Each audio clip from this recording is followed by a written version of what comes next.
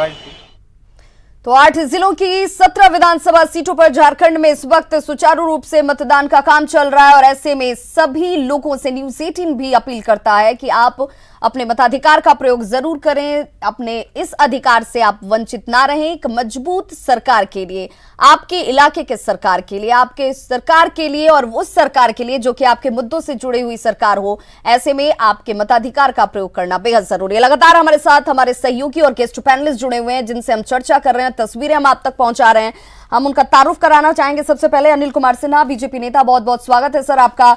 Doctor Tanuj Khatri, नेता JMM, आपका भी बहुत स्वागत। और हमारे तमाम सहयोगी, चाहे वो हजारीबाग हो, सिल्ली हो और बेरमो हो, तमाम जगहों से हमारे सहयोगी हमारे साथ जुड़े हुए हैं, इन तक भी हम आपको लिए चलेंगे और वहां की तस्वीरें भी दिखाएंगे। सबसे पहले अनिल कुमार सिन्हा साहब, आपसे ही मेरा सवाल होगा कि सब इंतजामात, सब अपील, सब तमाम कोशिशें, इसके बावजूद रांची इतना स्लो क्यों, रांची इतनी धीमी क्यों? क्योंकि राजधानी है, वहां तो रफ्तार ज्यादा होनी चाहिए थी। अभी सुबह का समय है, इसलिए धीरे धीरे लोग आ रहे हैं, घर से निकल रहे हैं और हम समझते हैं 11-12 बजे तक शुरू हो जाएगा, कस के जम करके वोटिंग होगा। अनिल जी, लेकिन नहीं आपको लगता है कि ये ट्रेंड हमने आज इस विधानसभा चुनाव के दौरान ही नहीं देखा है? ये अमूमन लोकसभा चुनाव हो, विधानसभा चुनाव हो, शहरी वोटर जो होते हैं वो कहीं ना कहीं शिथिल हो जाते हैं, वो उतने ज्यादा उत्साहित नजर नहीं आते हैं अगर हम इसकी तुलना ग्रामीण मतदाताओं से करें तो। ये बात तो सच है। शहरी क्षेत्र में, खास करके रांची में, मैंने भी देखा है कि वोट का रेशियो बहुत अच्छा नहीं रहता है। लोग धीरे धीरे आते हैं, कुछ नहीं आते हैं, कुछ पिकनिक मनाते हैं। अच्छी चीज़ नहीं है। इस उत्सव में सबको भाग लेना चाहिए।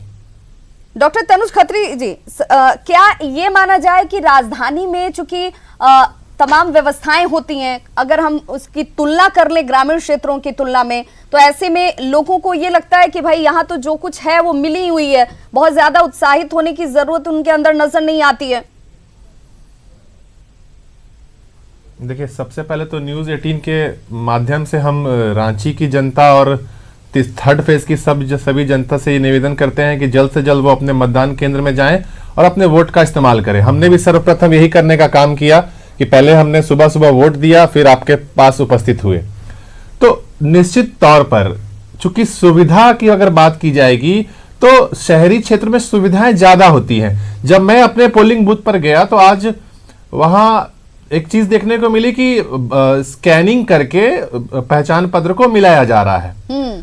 तो ये इसका दो पहलू है। एक ये बहुत अच्छा बात भी है कि आप वेरीफाई कर ले रहे हैं वोटर को।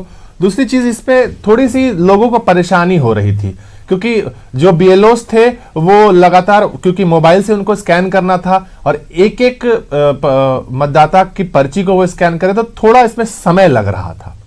तो आपके अनुसार तनुज खत्री जी की जिस टेक्नोलॉजी का इस्तेमाल कह लीजिए, चाहे जिसे और सुगम बनाने की कोशिश के तौर पर इस्तेमाल किया जा रहा है, उसकी वजह से खासी परेशानी हो रही है या लोग इसको लेकर बहुत ज्यादा फेमिलियर नहीं है? मैं उसको, हाँ, उसको हम मान सकते हैं। चूंकि मैं खुद वोट दे करके आया सुबह सुबह, तो लोग, चूंकि कुछ लोग थे उनको जानकारी नहीं थी कि ये, चूंकि ये सभी जगह ये सुविधा नहीं है, ये कुछ ही विधानसभा में चूंकि शहरी जगह है वहां पे ही ये चुनाव आयोग ने ये टेक्नोलॉजी का इस्तेमाल किया है। तो मैंने स्वयं इसका स्मरण किया तो देखा कि कुछ लोग जो है मतदान केंद्र तक अंदर पहुंच जा रहे हैं, फिर वो बाहर आ रहे हैं कि उनके पर्ची में वेरीफाई नहीं किया हुआ।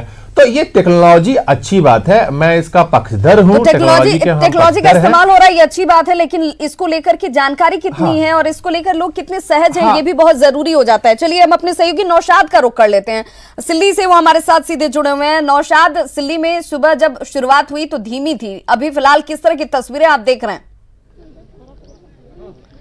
जी विभा, देखिए सुबह में जिस तरह से भीड़ थी वो 9 बजे के बाद जो है भीड़ में कमी देखी जा रही है, लेकिन फिर भी अभी मतदाता जो है वो आने का सिलसिला जो है उनका जारी है। कई जो है मतदाता यहाँ पे नए आए हैं, अभी जो है लगे हैं। किस उद्देश्य से आए हैं यहाँ पे, क्या क्या विकास चाहती है? अच्छा कर लिए। बताइए आप कितना मतलब उत्साहित है वोट को लेकर के? बहुत ज्यादा। क्या क्या जो है होना चाहिए था जो आज तुम नहीं हो सका है? अच्छा आप बताइए कितना उत्साहित है?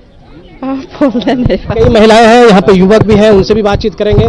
ये बताइए कि क्या है समस्या है यहाँ पे?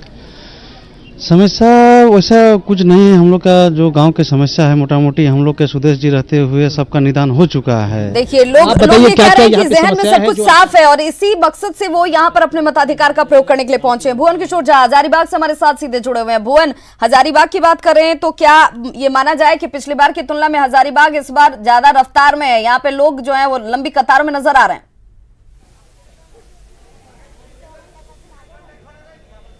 वाकई में विवाह यहाँ पे आप देखेंगे कि जिस तरह से लोगों की संख्या है, आप सबसे पहले हम विजुअल आपको दिखाना चाहेंगे कि लंबी लंबी कतारें जो हैं सुबह से यहाँ पे लगी हुई हैं। अभी हजारीबाग विधानसभा क्षेत्र के 450 और 451 नंबर बूथ पे हम हैं। आप देखिए कि किस तरह से महिलाओं की भीड़ है और उसके बगल में आप देखेंगे कि पुरुषों की भी उसी तरह से भीड़ है।